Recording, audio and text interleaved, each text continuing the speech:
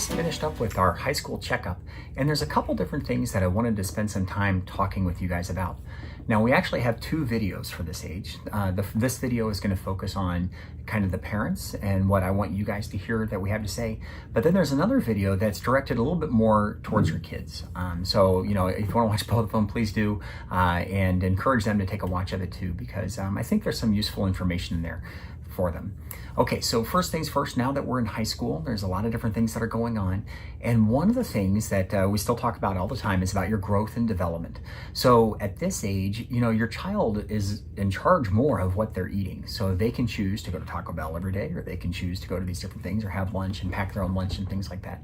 So what we'd like you to do is, as much as possible in the house, have a wide variety of fruits, veggies, things like that available to them, and try just not buying the junk food. If it's not in the house, it's a lot harder for them to get.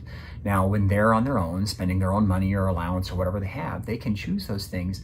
But if we limit what's in the house, it does make it a little bit better.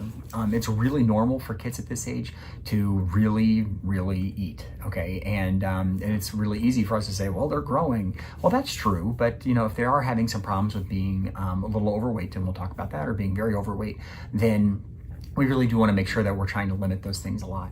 And one of the things that really sneaks up on teenagers and adults too is the drinking of calories. You know, if you're drinking a Starbucks, or you're drinking a Coke, or you're drinking these things a couple times a day, you know, there's as many calories in those as there is in a Big Mac or a Whopper or something like that.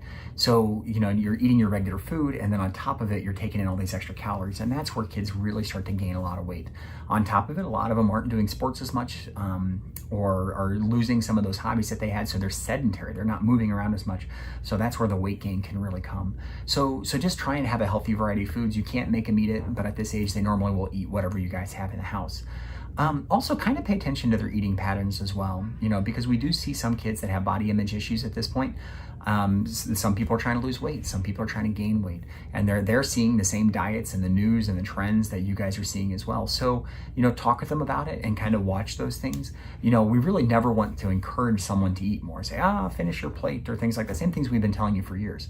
But if they are starting to notice, you're like, whoa, you're really limiting, then just kind of pay attention to what's happening with that, and then please come in and let's talk about it. You know, so some things like that. So, but you don't want to give them a body image issue, but you need to be realistic about those things as well, especially at this age, because they are feeling it. Encourage them to drink plenty of water. You know, non-calorie drinks are just fine and stuff like that. Lay off the caffeine. You know, normal things like that. Also, we would like them to be physically active for 60 minutes a day.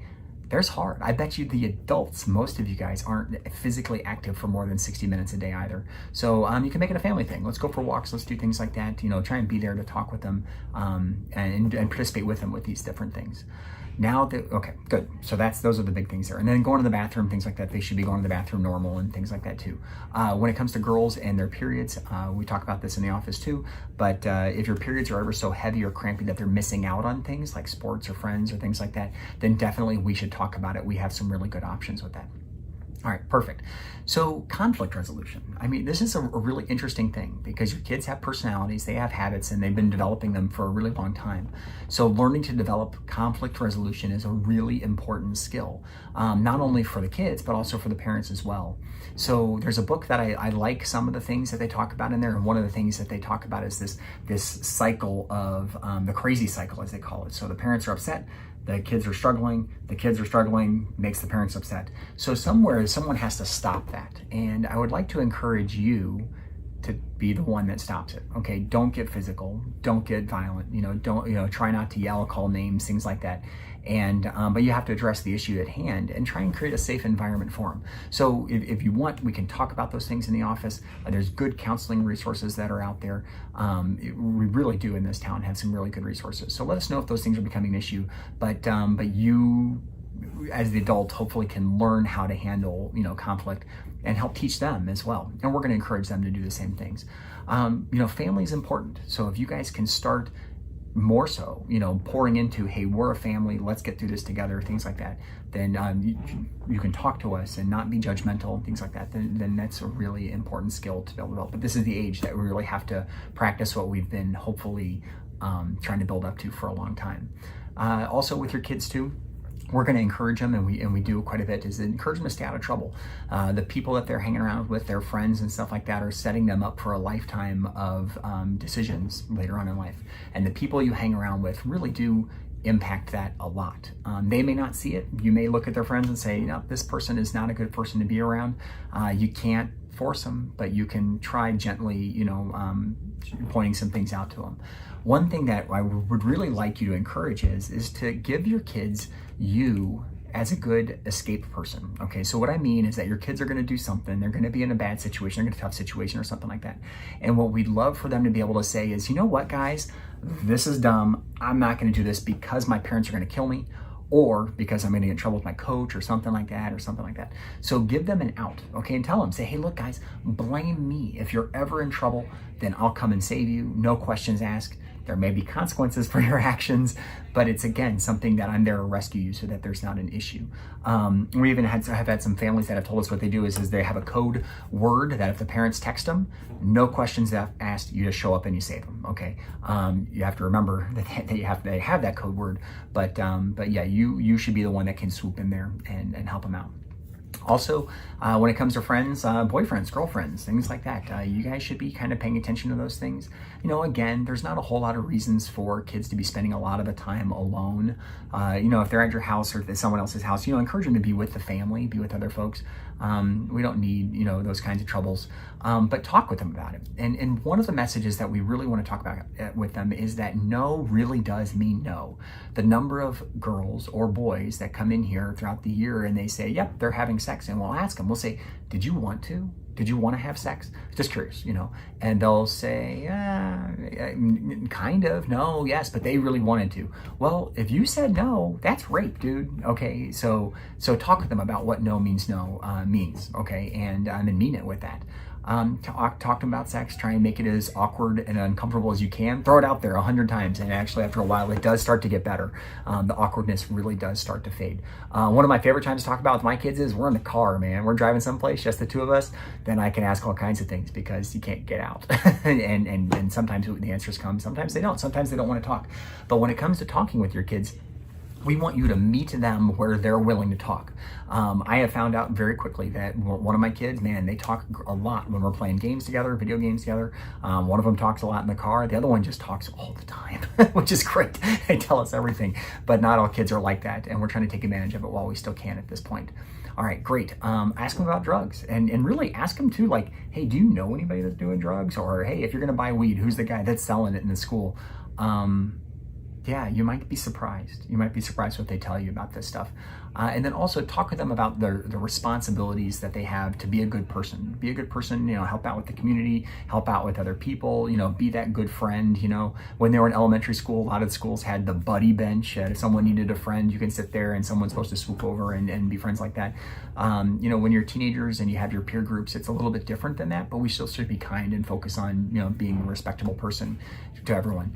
And also when it comes to schoolwork, it comes time for responsibility at this age. You should not have to be watching over them like a hawk that they should know about. Okay, so you should be following up and making sure that things are getting done, but they should be taking pride in completing the things that they've been working on. Okay, they should be able to get their work done.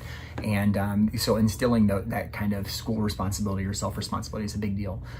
Sometimes when it comes to getting a job at this age, getting a job isn't a bad idea. We've had lots of kids who, once they feel that responsibility that someone else is counting on them, then it really does help shape them a little bit. So think about that, something to kind of look into. Ask them about their mood. Okay, how do you feel? When you're in the office, we give you this form, and one of the questions on the form is half of the time I feel sad or depressed. The number of kids that say yes to that is striking, okay? And we use this as a conversation starter. So ask your kids, how do you feel? Or, hey, I noticed this, or I've been noticing these things. What do you think? And tell them, I felt that way. I'm stressed out now at work. I'm stressed out at what these things. Tell them those things, okay? Because I think that they appreciate that level of transparency. And if you do feel like their mood is an issue, let us know. Okay, if it's ever something that they're being violent or cutting themselves or hurting themselves or thoughts of self-harm, those are the ER situations. Okay, it really is. Okay, but if not, you can still call us too. We would appreciate the opportunity to help out with those things. And then the last thing, safety issues. They're going to do silly things. They're going to do dumb things. Yeah, they are. So encourage the seatbelts. Encourage them to be wearing bike helmets and stuff like that. If they're going out with their friends canoeing or rafting or something like that, life jackets, that's a big deal, things like that, because accidents, unfortunately, do hurt kids a lot. So those are the big things at high school. So if something comes up and you need something, let us know. A little reminder about the confidentiality at this age. Once you're around this age, we do give them an opportunity to speak with us privately. And they can tell us pretty much anything. And if they do say something, so my personal style with this is if they say something like, yes, I'm having sex, yes, I'm doing drugs, things like that, but I don't want my parents to know. Well, we'll honor that. Okay, but I will encourage them a lot to tell you. Okay, in fact, a lot of times the kids will say, yeah, you can tell them while we're in the room together. And then we'll talk about that. If they ever say something where they're saying, hey, I'm thinking about hurting myself or somebody else, then absolutely that is not a confidentiality thing anymore. That is something where we talk to you guys about that all the time. So if it's something dangerous, we're going to let you know. We really are. So hopefully that feels a little bit better about that. So yeah, this is high school. So if something comes up, questions, concerns, please let us know. Encourage them to call us too. Okay, there's nothing wrong with that at all. And when they're in the office, encourage them to talk. Sometimes they won't want to. That's fine. It's no big deal. But at this age, they're transitioning to being an adult, which is a lot of fun. Okay, all right. And we get this question frequently too about, transitioning to adult care. What we normally tell folks is that we'll be happy to see you through college, actually. But you start doing dumb things, you start doing drugs, you start getting pregnant or things like that. That's when we're going to say, maybe it's time to find an adult doctor. But when you're in college, we'd be happy to see you. They're coming home from breaks, they have questions, things like that.